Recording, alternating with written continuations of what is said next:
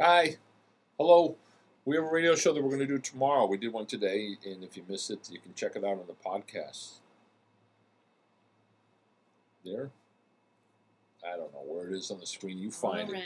You find it. It's listed there with all the little blue arrows and stuff. I don't get it. But today we talk about Flaherty. Tomorrow we're going to talk with Dr. Abby Goldberg about recent studies that followed the impact of same-sex family heads over on children and the raising of children, whether My people call them parents. Yeah, I think that's the point. But the thing is that clearly, when you listen to the uglier dimensions of most of the debates that have gone on in California, certainly in Massachusetts, we endured over the issue of the sanctity of marriage, among other things, is of course invoking over and over again about The children. and the impact on the family structure, the backbone of the American civilization. They're going to grow up drug addicted, and dropping out of school, and they're going to become serial killers. So maybe that's true. We'll find out. Abby Goldberg will explain to us whether it's true or not. I strongly suspect it's not, because it's just stupid. And and I think about this in context. It's the same people who are screaming about end times and fascism surrounding healthcare. Makes you think, don't it? Gives you a little perspective. Mm-hmm. So we'll Abby Goldberg will give us that perspective and help share that with us, and I'm looking forward to that.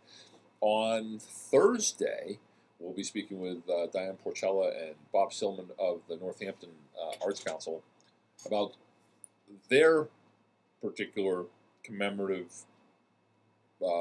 performance of Woodstock. It's the 40th anniversary of Woodstock. That was last weekend. Remember when it was Woodstock and rock and roll that was going to corrupt the children? That's a good point. And clearly that did too. Mm-hmm. Now all those people are middle-aged people and they vote. And some of them are clearly addled, and some of them didn't survive. But the Lookstock is the trans-performance version of Woodstock, which means you're going to hear the best bands in the area performing the best bands of the era. Hey, that. See how? Oh, very good. Yes, and it'll be ably hosted by radio personalities from these radio stations here at the River and WHMP. Monty Belmonte will be there. Kelsey Flynn will be there. Jazz Tupelo will be there, and others. Yeah, me too. I'll be there too. and Hans Teensma will also be there. He actually played Ed Sullivan in the last performance of the really big show. Another annual customary thing that the Arts Council does.